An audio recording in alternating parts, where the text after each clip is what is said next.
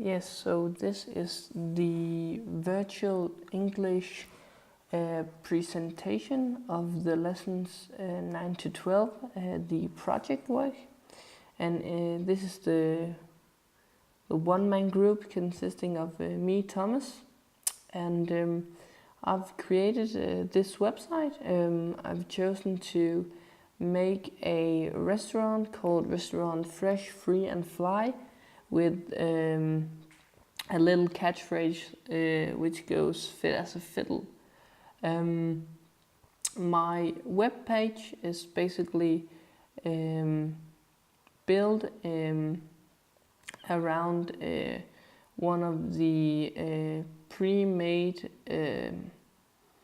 templates they had, but I've added some things. As you see here, this is the homepage of the web page, or the starting page. Then we have the restaurant section where I've written a bit about the restaurant, the fictive restaurant that I've made, what kind of food it serves, and I found some pictures online which I thought matched pretty well with the things that I've written in the description of the food. Then I also have this code of conduct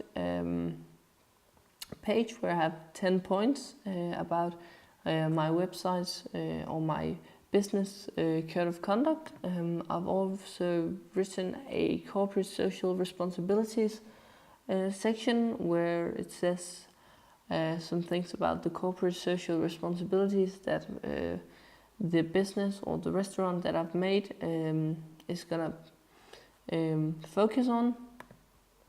And then I would like to present the team.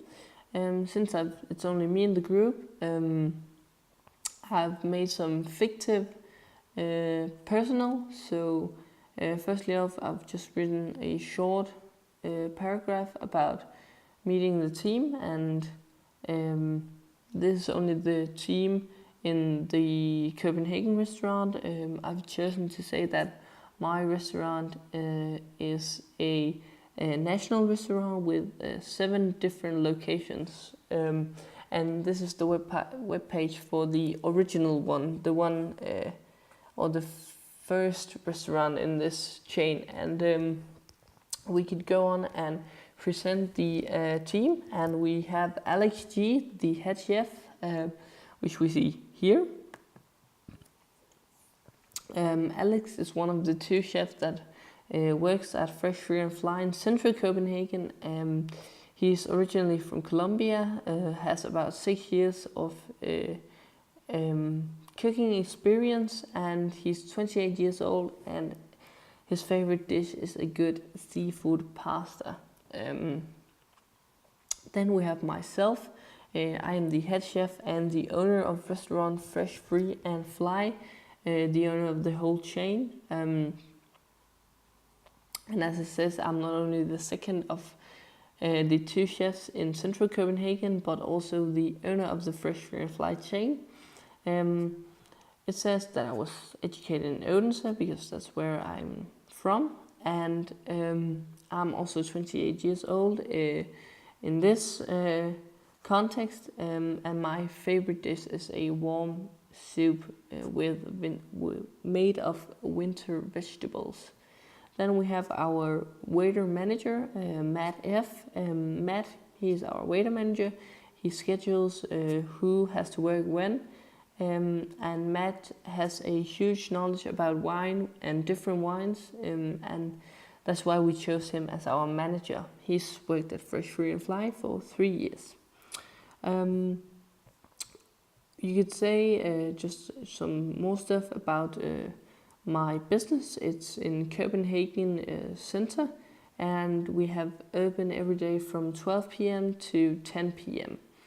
And my restaurant focuses a lot on using sustainable grown and caught ingredients, which means that the products that my restaurant uses to make its dishes don't contribute to the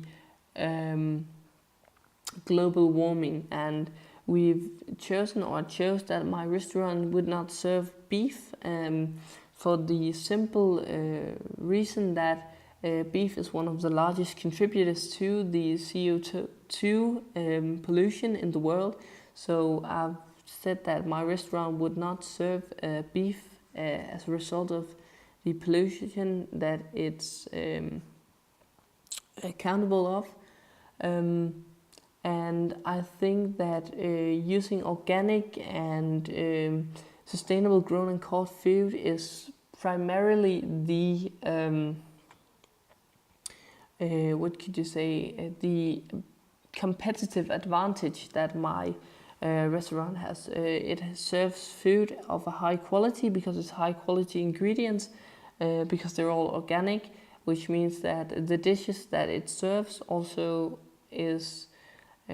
are of a very high standard, which means that our customers hopefully will be able to taste that it's good food that they are buying, and also knowing that they're actually supporting the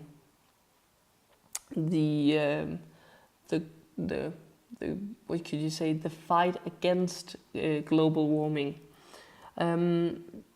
Just to put some words on whether I think that my restaurant would be successful in the real world, then absolutely, because to this day global warming is still a problem, and we see that many restaurants in Denmark and in Europe and America, generally all over the world, they're focusing more and more on serving organic and free range and sustainable grown and caught food, both because it's kind of become sort of a trend in the society that you should eat certain foods, and there's a lot of people going vegan and vegetarian who used to be eating meat and eating a what I would call a normal diet. So I think that my restaurant actually would have quite a good chance of being successful in the real world as well.